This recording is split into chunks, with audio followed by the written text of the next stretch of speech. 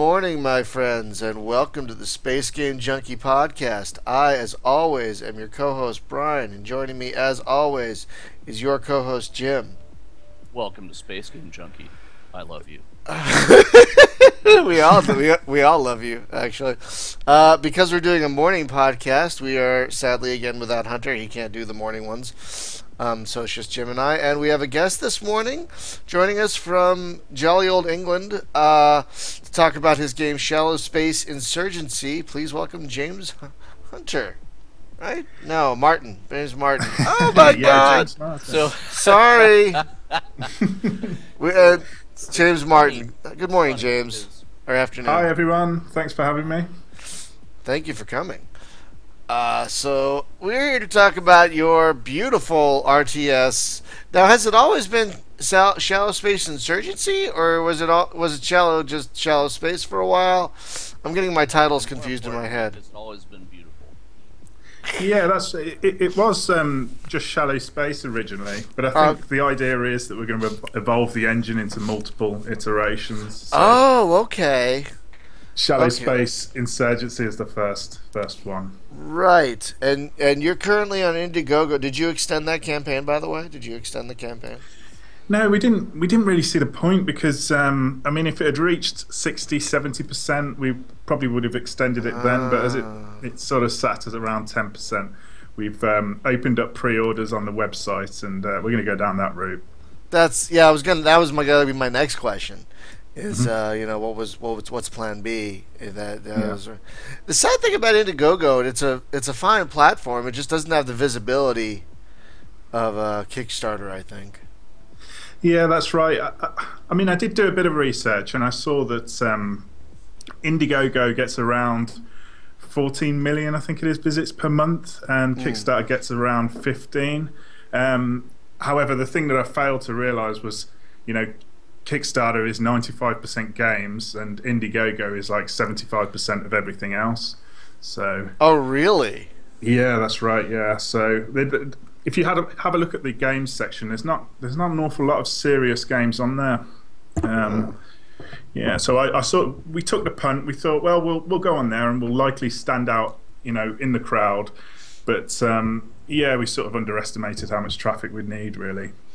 That's fair. Well, this your plan B is a lot better than my plan B. My plan B involves a tin cup in the Walmart parking lot. So just going car to car. Please fund my game. Well, you could get a Santa outfit. In July. In July, and a bell, and you just get one of those red buckets, and say you're from the Salvation Navy. And you just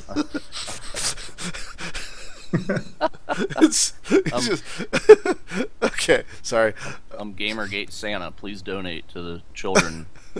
The children need ethics. That's right. It's about ethics in orphanages. Bastards. Think of the children. Think of the children. So yeah, we're here to talk about now. Let's. For people who don't know, who are listening or watching for the first time, why don't you hit people up with the elevator pitch, James? I'm going to try and differentiate you two by saying James and Jim. Hit people up with like the elevator pitch of what Shallow Space is. Insurgency. Shallow Space Insurgency. Oh, that's hard to say. Shallow Space Insurgency. So to alleviate confusion, for the rest of the show, you can just refer to me as El Conquistador. El Conquistador. LC. Yeah. Okay, LC. You got it, man. That's your DJ name. LC. DJ LC in the house. Or you can call me John Serta. Coming to yeah. I sent you that prank call, didn't I? I'm not sure. Sorry, James. Please, we are a little loopy this morning. Please. It's too early. I've had 3 cups of coffee. It's pretty early. The 5-hour energies, I don't think still has kicked in. So please, sorry. Go ahead. Shallow Space. Hit it.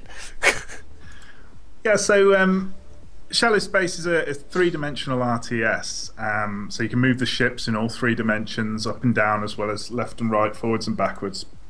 And the focus is on the groupings of the ships. So they're grouped into wings and flotillas. And the player will be able to sort of drag and drop the ships in between those various formations as they produce them at their shipyards, like a standard RTS. And yeah, we're going to sort of stretch the envelope a little bit by leaning more towards the Nexus Jupiter incident side of things. So, ooh, yay. Yeah, there's going to be an overriding story arc. There'll be a big area to explore. It won't be played from one linear map to the next. And that's it in a nutshell, really. It will sort of borrow from both camps, both the Nexus camp and the Homeworld camp. There'll be missions where you configure your fleet before you go in, and there'll be missions where you start with just your sort of mothership, and then you go in and you build resources, and you collect together your fighting force. Oh, I see. So right now in this demo, it looks like we have 2 flotillas, A and B. It looks like one has fighters, I think. That's what these little arrows are. I'm guessing these are fighters, I think. That's right, yeah. Okay, and the one is just more capital ship type thingies.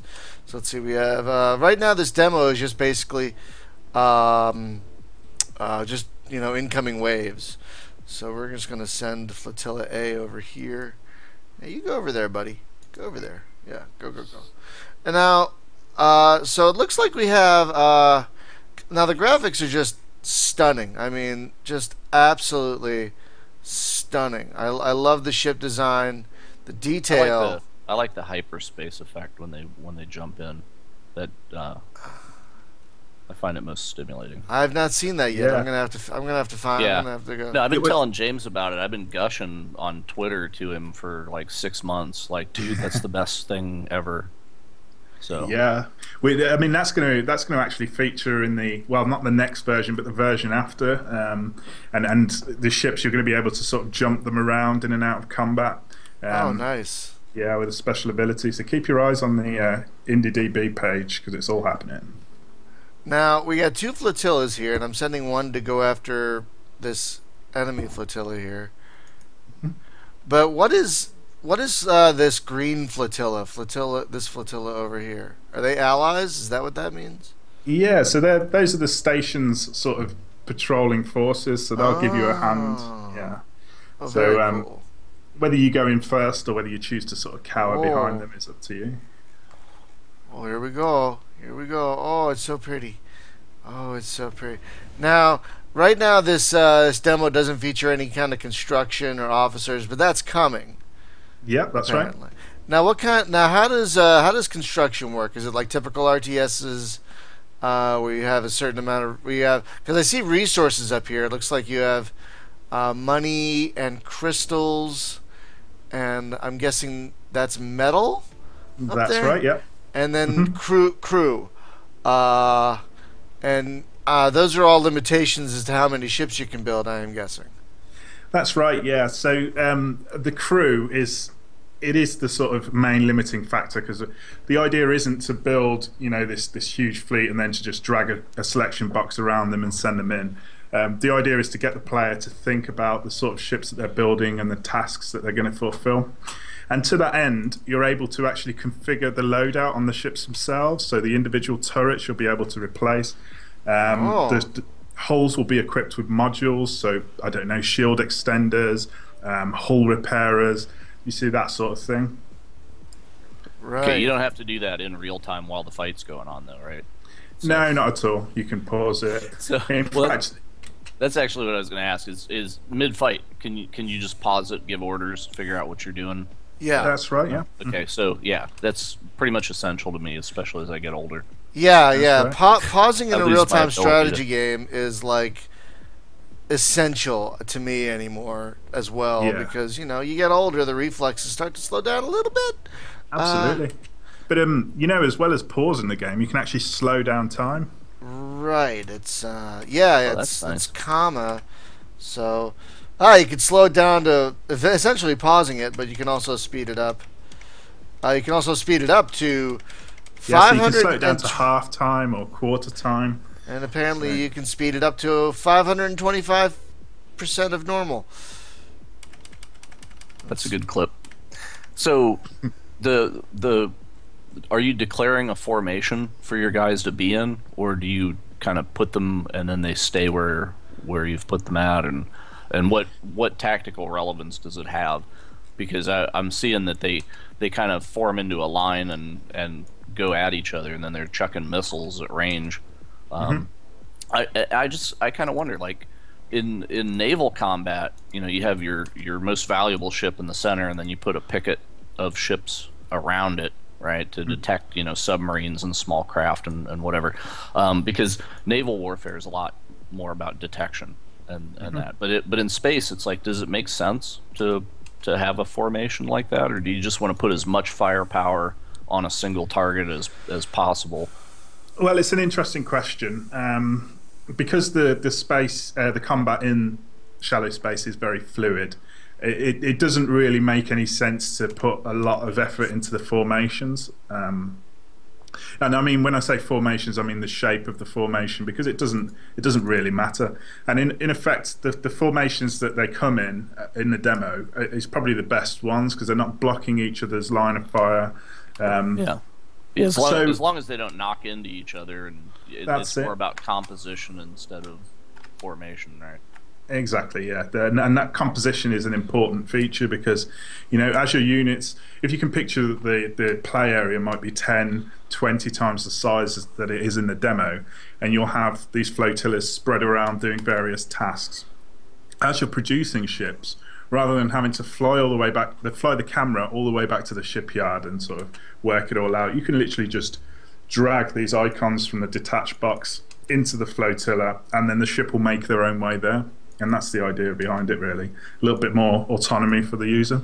Okay, so when I'm designing my own fleet, how do you balance the weaponry? Because it seems like missiles are the longest range thing. So are they very low damage because they're the longest range? Otherwise, I'd just build nothing but missile boats and stand at range all day. Well, absolutely. There's a couple of mechanisms. First of all, there's the military points system, whereby every ship and its configuration is scored, and obviously the more that you cram into this ship, the higher the score. So it might be that you prefer to play with fewer ships that are just equipped up to the eyeballs with the latest tech, or it could be that you prefer to spread your cost over a much larger fleet of cheaper ships. So I've forgotten what my original point was, actually. What was the question? But see, you sound like a guy that plays Tyranids. So, because you're in UK, right? So it's kind of like Games Workshop's its own religion over there. Oh, so yeah, that's right. Yeah. So, but just as I'm listening to kind of the point build thing, I immediately thought about, well, yeah, it's kind of how I'd build a Warhammer army, right? It's right, a mixture of what you do. So yeah. Can't say war gear cards, though. That's copyrighted. So. but yeah, I mean, it's the thing of I look at systems like that are point based, build your own thing, and unfortunately, I don't have anybody around to play with now. Boo-hoo. But I was really into BattleTech as a kid and a teenager, and that was my every weekend was to go and play BattleTech with the guys. But a lot of that is, of course, about, well, there's a rules framework, and then you just build your own units from that. And then Steve Jackson's Car Wars was another addiction of mine, which is very much the same. So it's the challenge is to the player to out efficiently build the opponent, and then also be able to utilize it on the table. So yeah, and a lot of my designs did not quite turn out as effective as they looked on paper. I'll say that. So, so is it kind of the same deal here, where you've got a lot of latitude in how you design your ships, and it's just kind of like throw it out there and see if it works kind of thing? And well, it's I guess what you would have is there are different weapons that do different things. For example, energy weapons do have a higher rate of damage against shield. Kinetic weapons have a higher rate of damage against hull. And then you've got these precise weapons that can actually shoot out the modules that the players can configure. So the idea is that you'd construct your flotilla. Perhaps you favour taking away the enemy's missiles and then taking away their turrets, or perhaps you just favour straightforward damage. It's up to you really to find the strengths and the weaknesses, and to have a collection of flotillas that play to each other's strengths. Oh, okay, so you could build like one ship that's like a defense frigate that shoots down incoming missiles. Yeah, and that's kind of right. put it in front. Okay. Do you simulate any kind of electronic warfare in here where I would have? Go ahead.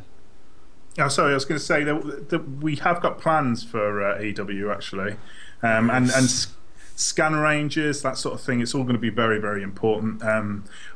I'm toying with the idea of putting in a cloaked ship into the demo, because we've got like this tactical prototype battle cruiser, Tech 3 hull, and yeah, it can sort of cloak. I've not shown any imagery of that yet, but it is rather cool. And well, you wouldn't be able to if it's. You just basically show like empty space and be like, "Hey, here's the new stealth cruiser." Well, that's a really good idea, actually. I might do that. Now, are you going to be able to capture ships at all? Yeah, it's a tricky one, because the idea is that the balance, we've got to keep the balance right, and that's the whole idea with the MP point system.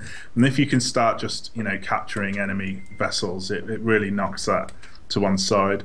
But I don't know, maybe we can roll something in there with the crew mechanic. Maybe if they've got enough crew to capture an enemy vessel, they can do something like that. Well, do you have a research element, or is everything just unlocked from the get-go and it's just financial whether you can afford it or not? Well, that's another interesting thing, because the player, they play part of a navy, so they're not an omnipotent force that travels from planet to planet taking it over. They're a small cog in a big wheel, as we like to say.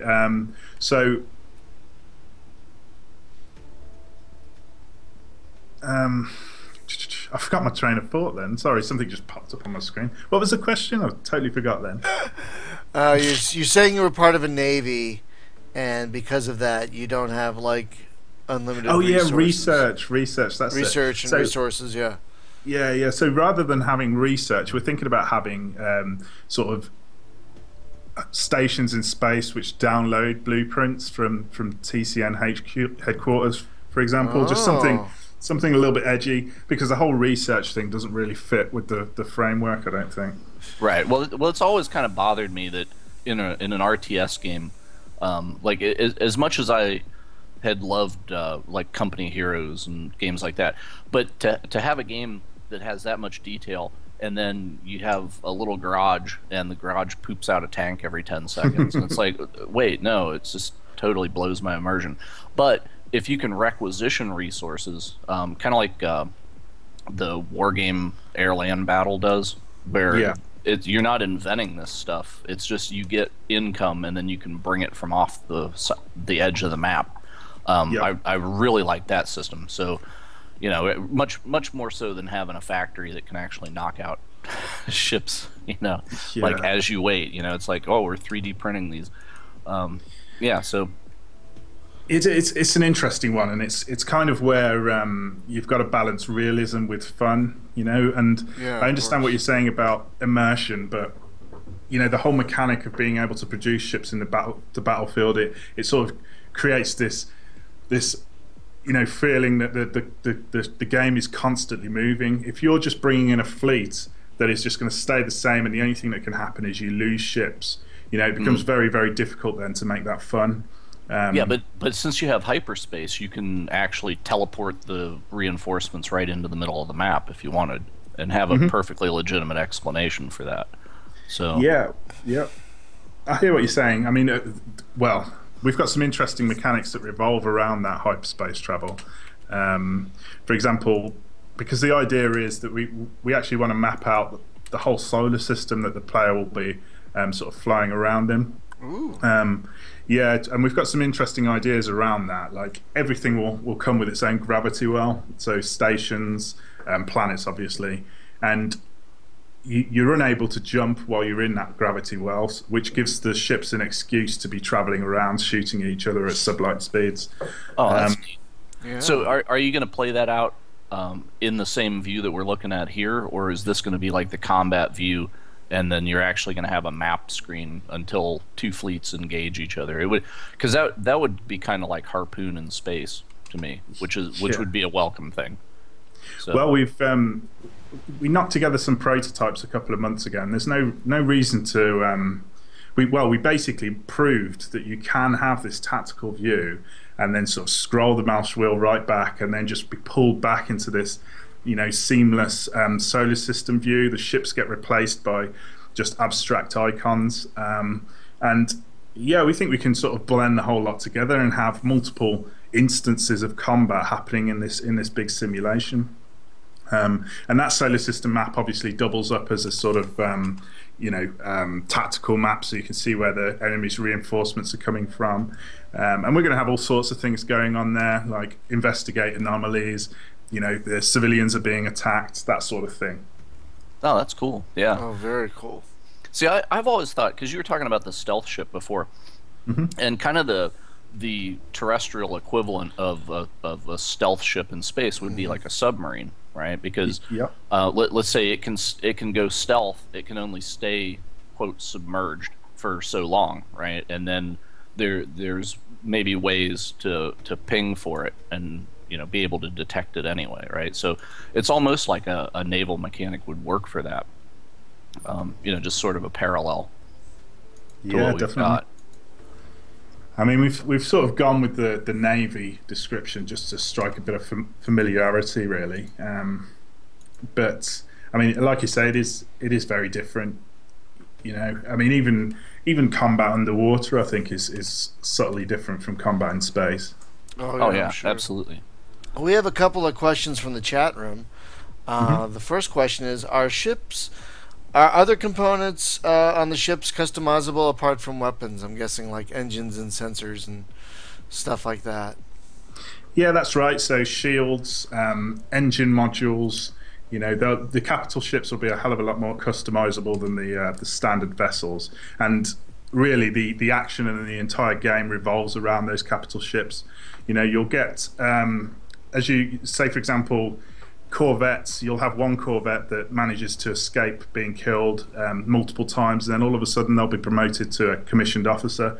Then all of a sudden that guy is on your map. Then you can pull him out of that corvette and put him in a heavy battle cruiser, for example, and just sort of nurture his career. And as he progresses, you unlock more sort of RPG skills. But yeah, going back to the modules, yeah, absolutely, there'll be multiple customizable options, but really only on the capital ships, I would say. Oh, well, that makes sense. Yeah. There's only so many fighters you can customize. Now, I just found this by accident, but these stances, these moving aggressively and stuff like that, like, because I wasn't using that before, and I'm like, why aren't my guys attacking as much? And then I click this little button here. There going to be a variety of stances you can do, like waiting aggressively, moving defensively, that sort of thing. Yeah. Is that kind of the plan? Yeah, that's right. So that's the action icon that you're referring to. And, yeah. Over the course of the year, the interface has changed so many times. We basically boiled it down in the end to this huge row of buttons across the bottom of the screen. And then we sat down and we sort of thought, right, how many of these buttons are actually going to get used, and what situations are they going to get used for? And when we thought about it, we thought, well, really, the player, they can be told what's happening and they can affect what's happening on one single icon, and that's what the action icon's all about. If a ship stood there doing nothing, you get a little clock saying that it's waiting. If say, for example, the ship's waiting by a friendly station and you want it to engage any hostiles that come near it, you simply click on that clock icon to change the aggression of the ship, and the ship will automatically go off and do it. And that's what shallow space is all about, and that's what this flotillas and wings system is all about. It's about pre-staging the orders before you get into combat. So I'm trying to do away with this whole click, drag, selection box thing, because it's not very tactical, it's not very strategic, and instead we're going to opt for this sort of build your flotillas and wings for certain situations. It'll all make more sense as the UI develops. Yeah, I'm sure. Now, one kind Because sorry, the mission's going to be more linear, or more like, are the battles going to be more fluid as they kind of happen across the area of space you're going to be inhabiting? Yeah, so we ran some more prototyping. The original idea was to have it sort of procedurally generated, but it becomes much of muchness when you go down the procedural generation route, and it's very difficult to control the variables as such that it would be an unpredictable game. It's strange, like the more random you make it, the more predictable it becomes. But I think we can sort of balance the two. So we'll have a solar system, and it will contain the planets that we say it will. It will contain the major space stations that we say it will, and trading outposts, military outposts, and they will form the hub of the traffic. But what will happen as the game progresses is these other minor installations will pop up. So, say for example, there's an asteroid belt and a lucrative mineral deposit has been found there. Maybe some civilians will set up a mining camp, and that mining camp might become a target for raving gangs of pirates or mercenaries. And so it's a mixture of the two, really. There'll be a backbone, and that backbone is where the story will operate, and then emanating from that backbone will be this subquests, this incidental missions that the player will encounter. Oh, nice. Yeah. So there will be an element of randomness along with kind of a more linear kind of thing going on. Absolutely. Oh, I mean, love it. Yeah, it all depends on the amount of time that we've got, really, and the amount of resources that we get in, which is why we're hoping that this the pre-orders thing and the early access thing takes off, because if I can pull a couple of the guys out of their jobs and say, right, let's work on this full time and get serious, we're going to see quite a game. I can promise you that. Are you doing this full time?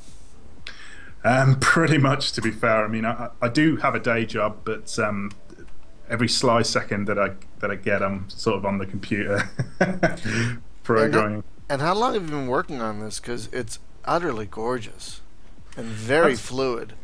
Yeah, cheers.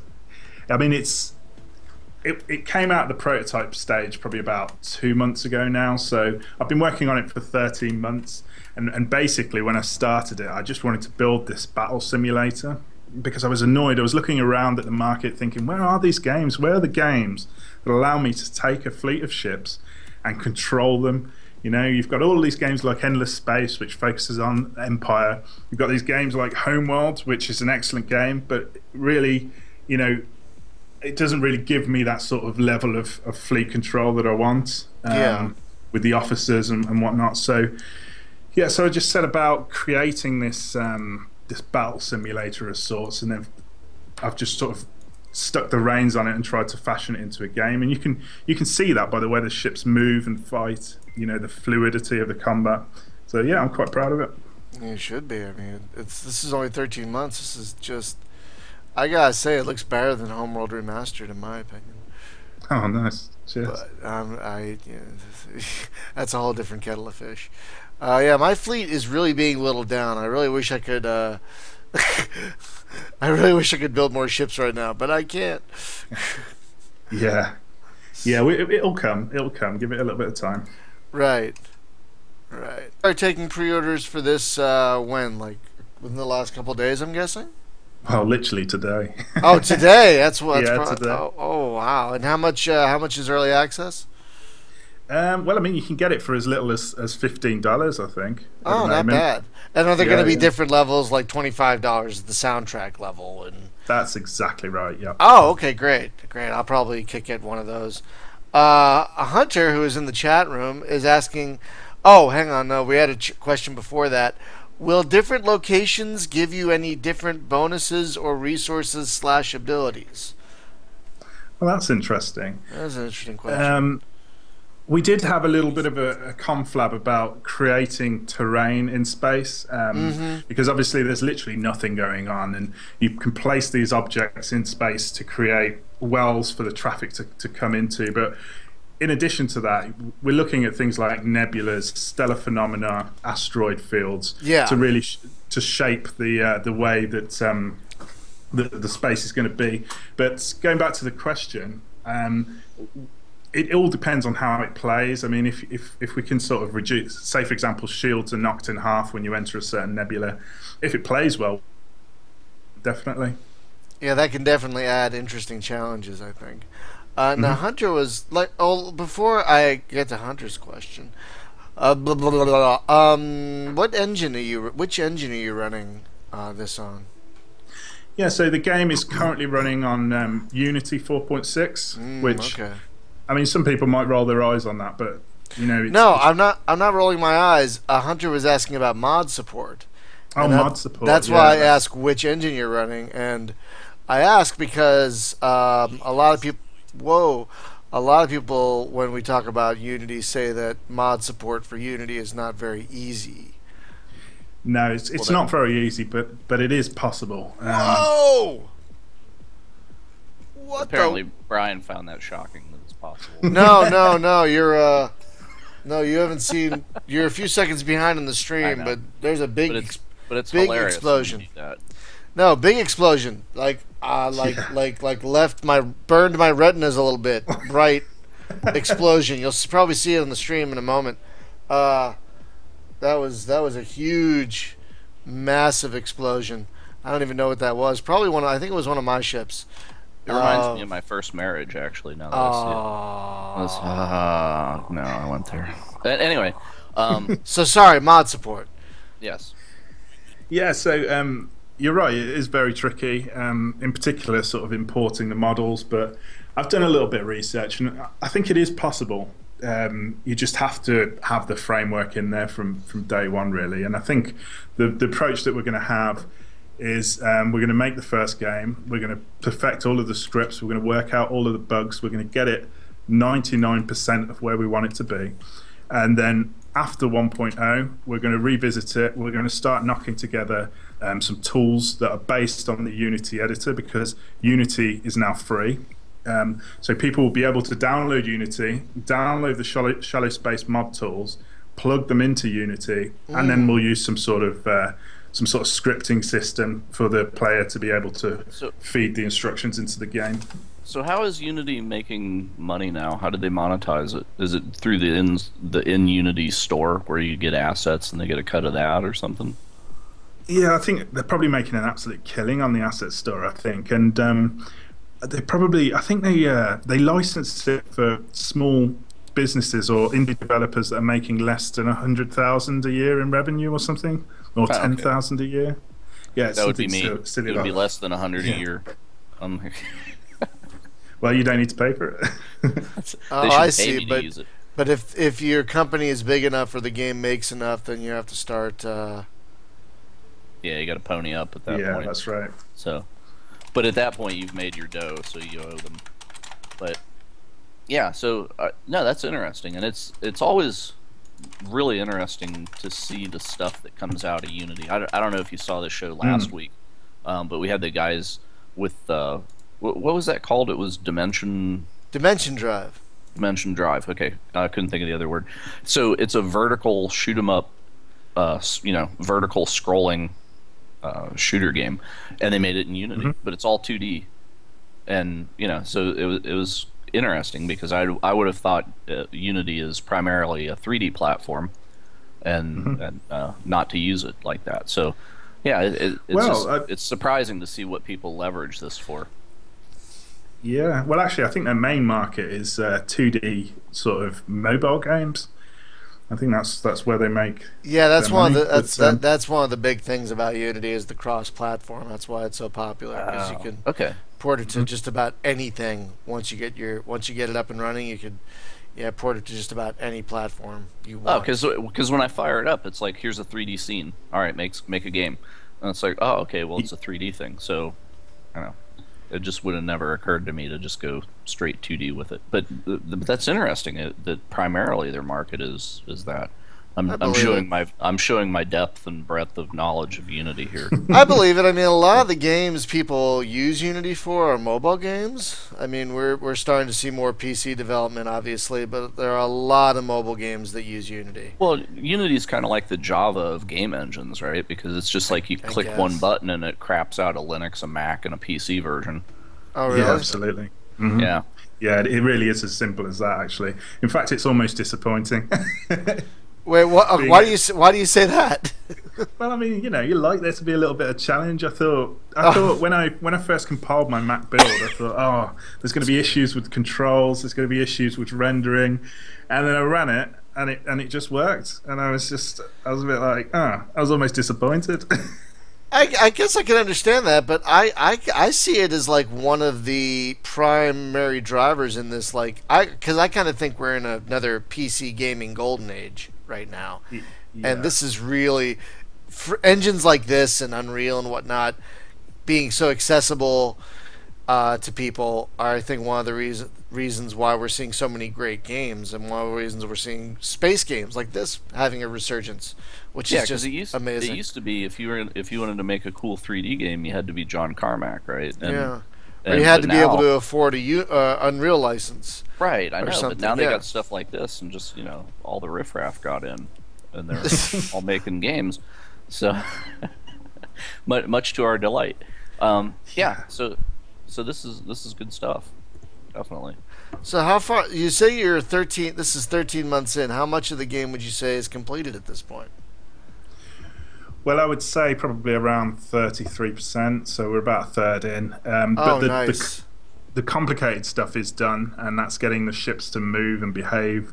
The various hooks in the code for the AI and stuff. But we've still got a long way to go. There's lots of 2D stuff we need to put in. There's obviously the solar system model that we need to work in, but the core is there. So yeah. Yeah, and you're right. I definitely, from playing this and the look of it, I definitely get a Nexus Jupiter incident feel to it, which is really exceptional. And having officers, will only add to that, I think. Mm-hmm. And now, is this going to be single player only, at least initially, or is there any multiplayer planned? Well, I think we do plan to go multiplayer, actually. Okay. But I think the way we'll do it is we'll just bite it off in chunks. First of all, we'll start with the skirmish mode. So the early access will basically be comprised of a fleet configuration screen, a ship configuration screen, and a series of scenarios, much the same as what you're playing. Defend the station, attack the station, mine X amount of resources, defend the miners, loads of these scenarios. And the idea is that while people are humming away, playing, having fun, we're able to gather statistics on what works and what doesn't, how to balance the ships and whatnot. And we'll do that intelligently in the background, and it'll be entirely transparent to the user. And good. We'll just make these tweaks every couple of weeks. So, and I've done it again. I've forgotten your question. What was your question? I forgot my question too. Shit. What was my question? Jim, do you remember my question? Because I don't remember my question. No. Shit. Well, thanks for tuning in, folks. Yeah, we're good night, everybody. No, guess we still have time. What was I asking? Oh, multiplayer.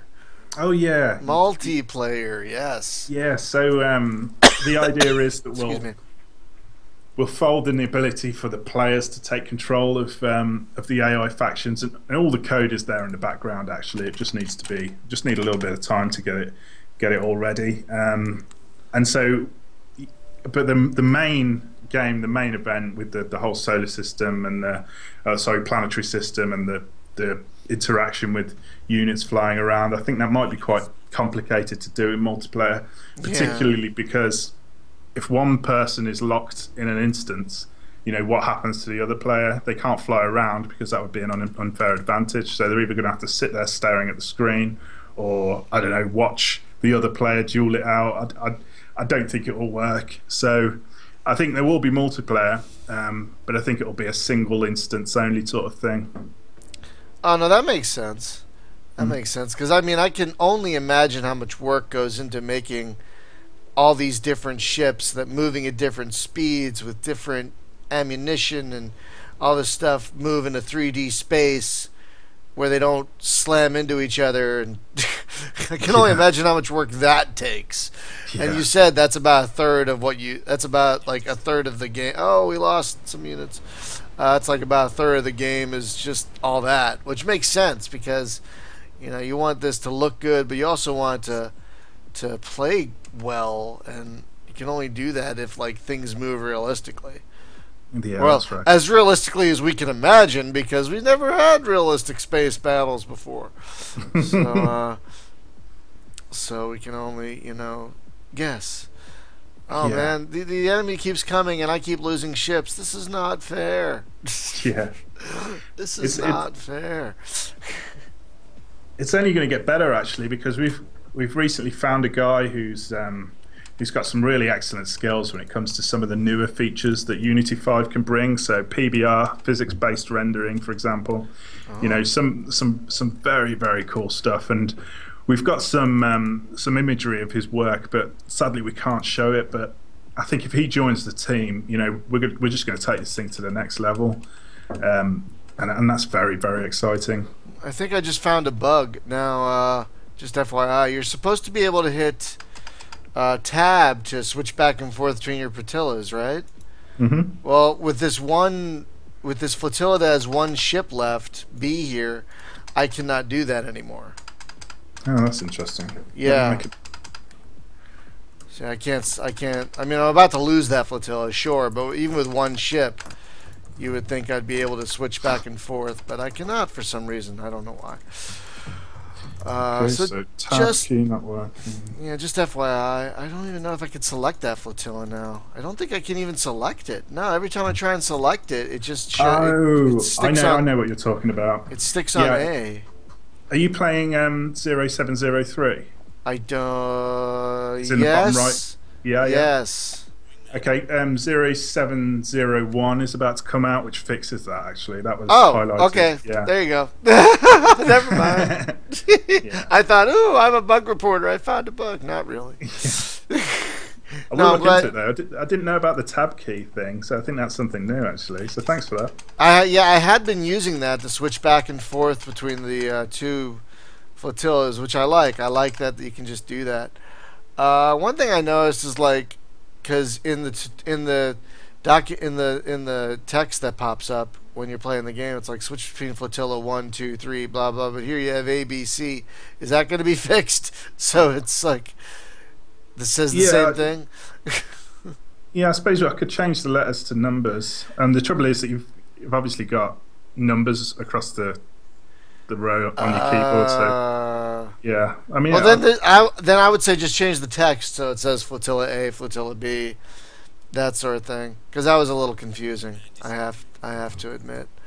I'm almost done. And then the station's gonna die because it's not doing well. I didn't even notice if the station had its own defenses. I don't think it does.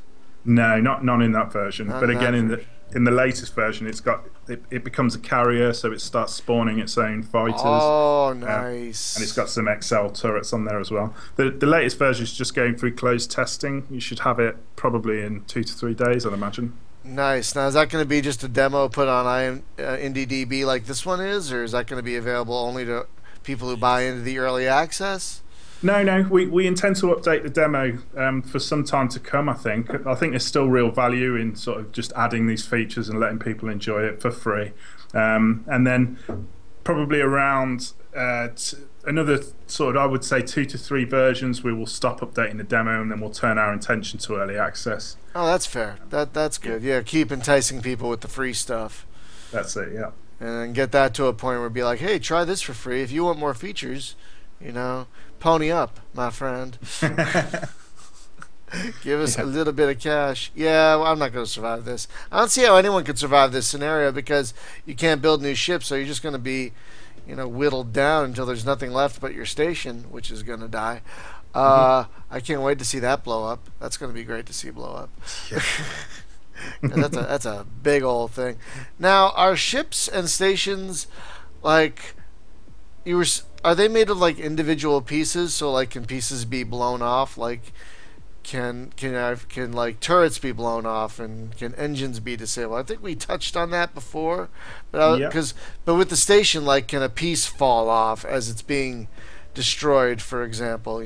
So instead of it just being one big mass, can this game even has the feature to blow your socks off. Oh, it definitely is. It definitely has done that. My socks are across the room. Socks modeling.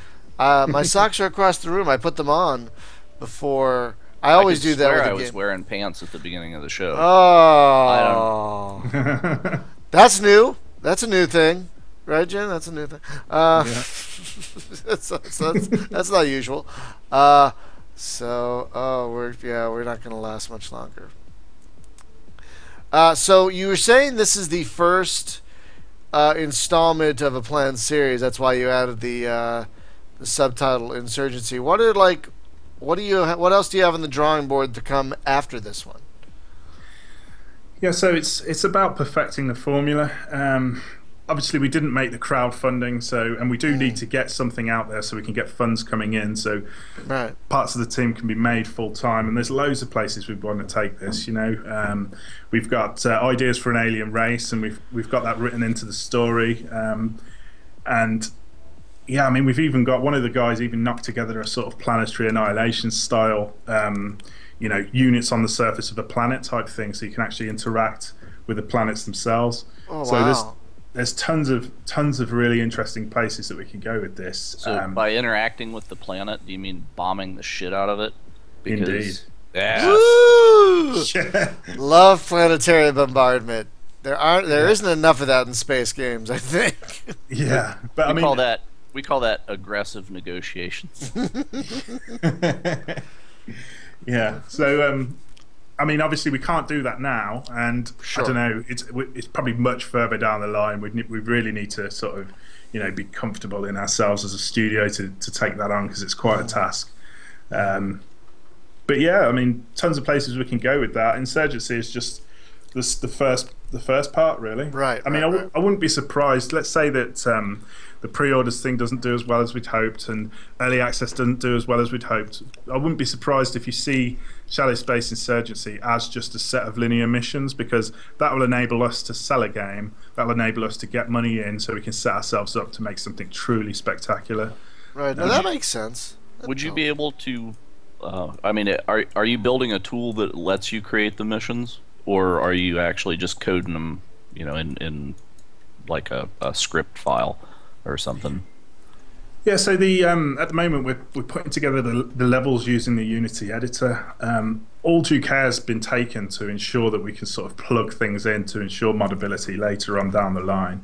But I think at this stage, it would just be a case of chasing your own tail if we started down the mod tools route, because obviously it's important to make sure that the system's prepared for it, but right now we don't even know how the system's going to end up, how it's going to work. So we're going to perfect the first iteration, and then we're going to revisit it, and then we're going to start strapping mod tools to it. And I think it's the only real way you can do things in Unity. So yeah.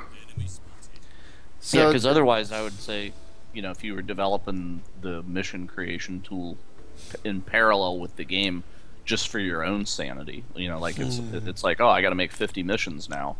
Do you want to do those by hand, or do you want to have a tool? So some people approach it that way, but Unity might be a little more difficult to do, because that's almost like writing a second game.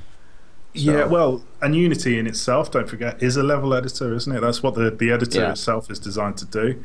And then, of course, you've got your development environment where you code the various scripts, and that straps on the side. But yeah, Unity in itself is a level editor, which is why I'm thinking that the mod tools will be an extension to Unity.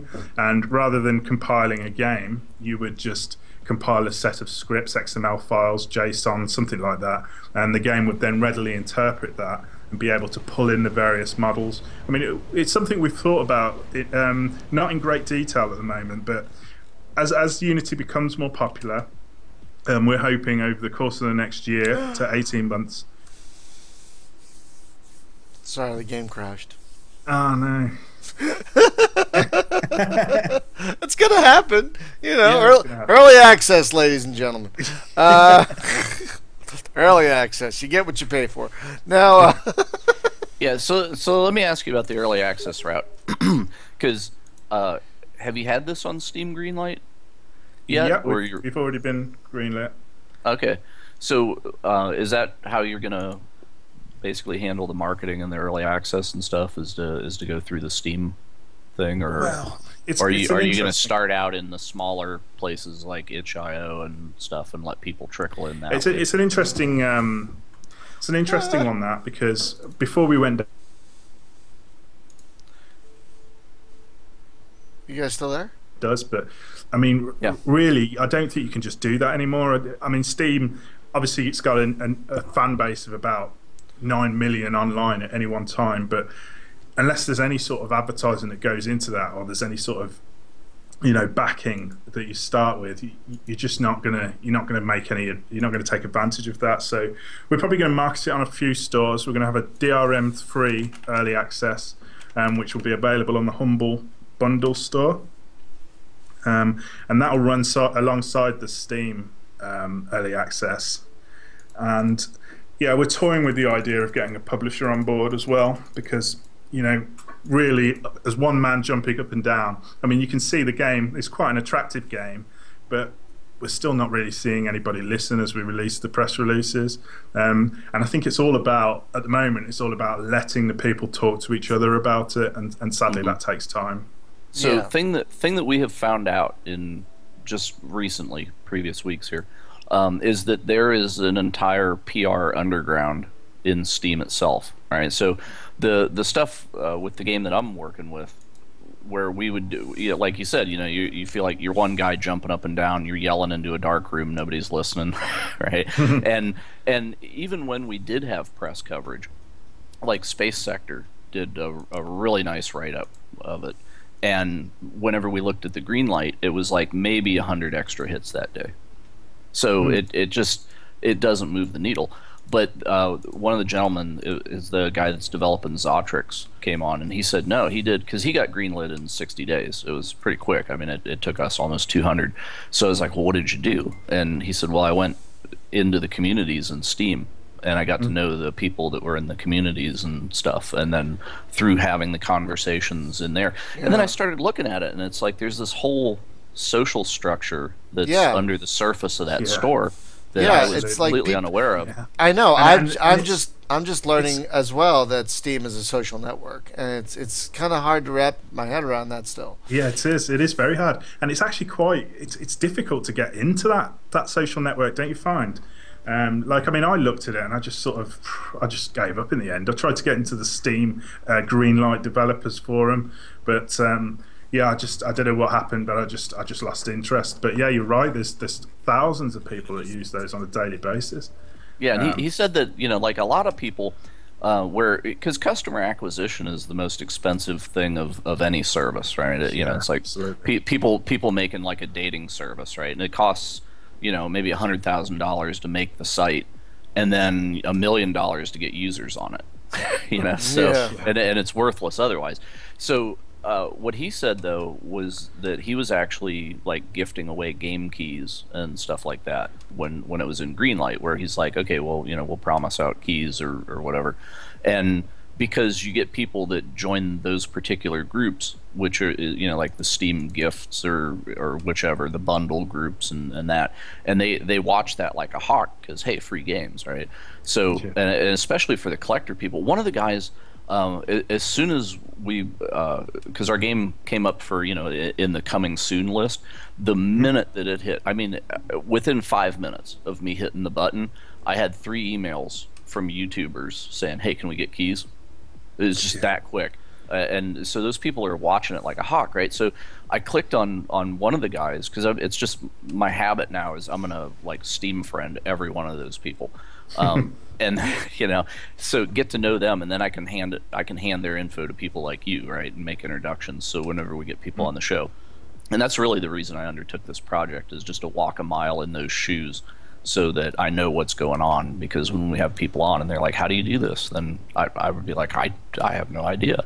So, but I clicked on the one guy, and he has like, 6,000 games in Steam. I have like 700, and I thought I was a pig. And I didn't know there was that many games on Steam. Yes, it's like he's 5 pushing 6,000 games. God. And it's just like, my God, how do you do it? And I didn't even know there were that many games. Like, period. How would you decide what to play? Well, that's the thing though, is because he basically gets a free copy of everything that hits, and if you're like Total Biscuit level, you get a special account that you never have to buy a game again. Yeah, it just you have that account. It's like you and Gabe Newell, but it's of course if you're not AAA media, you're not going to see that, and until recently, people didn't even really converse that it existed, but somebody was talking about it, and I was like, oh really? But it makes sense, I mean, it eliminates the whole need for those people to go out and beg for keys so they can do coverage. It's just like, well, they're guaranteed immediate access. So the thing that he was talking about though is when these people are so focused on what the new releases are and getting a hold of their creators and doing all that, that if you go into the places where those people hang out, even before your game's available, and start that discussion, then they're very keenly interested, right? And that's when you start. So like months before you release, you kind of get in there and and have a little hug fest with everybody, and hey, here's what I'm working on. Here's a demo, whatever, and then you kind of like build that relationship so that whenever the game finally is ready to be covered by them, then they're already kind of leaning favorable and they're interested and will give you priority. So kind of so what it seems there. The other thing too is if you have a contest, and Brian and I were talking about this in the wake of the Zotrix guy telling us about it, is if you have game keys, like let's say you got 5 keys and you say, well, we're going to have a giveaway contest, but you don't do it like on our site because we don't get enough traffic here. It's like everybody that comes here is already here. Yeah. So you go to one of these hot places like Steam Gifts or whatever and say, hey, we're doing this giveaway over at Space Game Junkie, right? So we're going to give away 5 keys. Well, you might get like 5,000 people that sign up, and now you've got 5,000 people that have come and looked at your site for the price of 5 keys. So in terms of price of customer acquisition, that is relatively negligible, especially as the game producer. You don't lose anything giving away keys. So or people's keys. That's what I've been doing. That's what I've been doing. Because, I don't have keys of my own. Oh, that's very interesting though. There's some really interesting points you've made there. Yeah. Another thing as well. Did you realise there was an RPS forums like Rock Paper Shotgun? No, actually, it's. I knew there was a forum, and I've been there once or twice, and it's. I kind of ran away quickly. No. It's kind of a. Yeah. Well, it's since the incident, Kieran and I haven't gotten along, and no. But no, I haven't gone there in a long time. Why do you bring that up? I know. I've just well, they voted us. They put us in their top 100 games to look out for 2015 or something like that. And yeah, I remember that. Yeah. When the Indiegogo campaign kicked off, I think the marketing agency went to them two times. I think many of our fans sent them emails, and for some reason they just didn't write about us. So I just went to the site and had a little click around some of the articles they did on us before, or one article as it were, and I discovered this forums, and I thought maybe that's the way to reach them. But I was just wondering if you knew anything about that, really. Did you engage in the forums? No, I think I will go there though. I ran out of time because you literally called me as I was. You were going to do this right now. Oh, sorry. That's all right. Yeah, is Kieran still over there? No, because I know they had a lot of churn. I don't believe he is. I don't believe he's been there for a while. Actually, do you remember when they actually started the site? It was like right in our forums over at Quarter to 3 years ago. Yeah. That's where those guys actually kind of gelled together and said, "Hey, let's make a site." And then all of a sudden they're like, "Hey, come to our beta of Rock Paper Shotgun," and we joked with them about what a terrible name that was, and so that thread's still lurking out there somewhere, but somewhere. Yeah. All right, so I actually kind of have to cut this short. I'm sorry, I got to get to work. But, because it's 7 a.m. my time. So, James, I guess the big takeaway is right now, this started in early access today, which is the 5th of May. Sorry, it came into pre-orders today. Pre-orders! Well, pre-orders to get to the early access version. Early access, so did you time it so that it didn't come out on May the 4th, so that you had you were away from that Star Wars thing, and yet it's Cinco de Mayo, so people are a little bit drunk, so they're going to be a little looser with their money today. Yeah, that's why I'm releasing my game. I'm hoping all the drunks will just flock to it and it shows tactically. No, what I did actually is I looked at the coming soon, and I was like, "There's nothing coming out that day. That's my day." What, today? There's nothing coming out today? Not so much, unless they snuck something in on me, and then I'll cry alligator tears and whatever. I'm already committed. All I got to do is hit the button. I thought about doing it like on the show with great ceremony and horns and a mariachi band, and then I click the green button, launch, and whatever, and then but. I don't know. I couldn't get the strippers. I thought lots of games came out. See, I might be old school in my thinking, because I remember how Tuesday used to be release day for everything. I don't know if that's the case anymore. Like, remember all the albums would come out on Tuesday and all the games would come out on Tuesday and stuff like that. I don't know if that's the case anymore, though. I don't know. It's like the only thing that I saw was like the Wolfenstein expansion was coming out. Oh, is that an expansion? Yeah, and Rust Bucket Rumble, which is going to be huge competition for me, I think. What the hell Whatever the hell that is. I have no idea. Okay. So, yeah, dude, there's nothing. There's like Blake Stone, Aliens of Gold. Well, what a perfect day for GOG to release Fantasy General and Pacific General. Yeah, folks, absolutely. If you haven't played those, folks, you got to get now I got to go spend money. I thought I was making money today, but I'm spending it. No, I'm definitely spending money on those today. Oh my god. Well, folks, the game is again Shallow Space Insurgency. Pre-orders start today. Well, by the time you hear this, pre-orders will have started, and we'll include a link in the YouTube in the YouTube video in the show notes on the podcast entry. So James, thank you so much for taking the time of your busy afternoon. Sorry we interrupted your sojourn to Rock Paper Shotgun. Let us know how that goes. No by the way, because I might want to start pimping over there. But hey Brian, by the way, yes. do you like Apogee? Old Apogee games? You mean like Commander Keen and all that stuff? Yeah. Oh yeah, sure. Exactly. Wow. Jazz so Jackrabbit and all that. Yeah. Exactly this. So. Because I'm looking at the list now, because you made me nervous, and all the stuff that's coming out today is like the entire Apogee catalog. Just got dumped on Steam. What? Yeah, it's like, dude, Math Rescue. I'm buying it right now because I gotta rescue those numbers. Oh, yeah. Oh my gosh. Let's see. Monster Bash, Mystic Towers, Holy Monuments of Mars, Hocus Pocus, Major Striker, Star Gunner. Oh, Star Gunner! Oh God, Star Gunner! I love Star Gunner so much. There's a lot of this going on. Yeah, that's exciting. That is pretty neat. So, it amazes me that like Good Old Games does all this work to make the games work, right? Like with TIE Fighter, perfect example. Right? They broke their ass. They made that thing work well.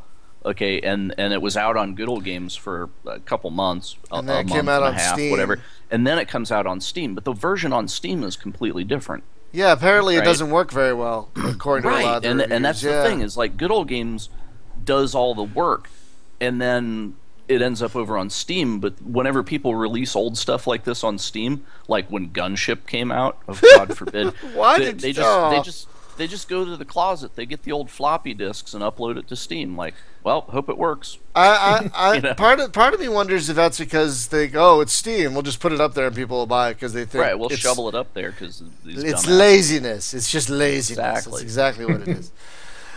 Oh God, why'd you have to bring up Gunship? For God's sakes. Yes. Oh, dude, Rise of the Triad, Duke Nukem 3D. Holy shit! Raptor, Call of the Shadows, Secret Agent, God. Realms of Chaos, Xenophage, Alien Bloodsport. Okay. Wacky Wheels, Word Rescue, Dark Wacky Ages, Wheels! Lake Blake Stone, Planet Strike, Blake Stone. Oh God. Death Rally, Crystal Caves, Oh and my God. Terminal Velocity's on there. Oh God. shit.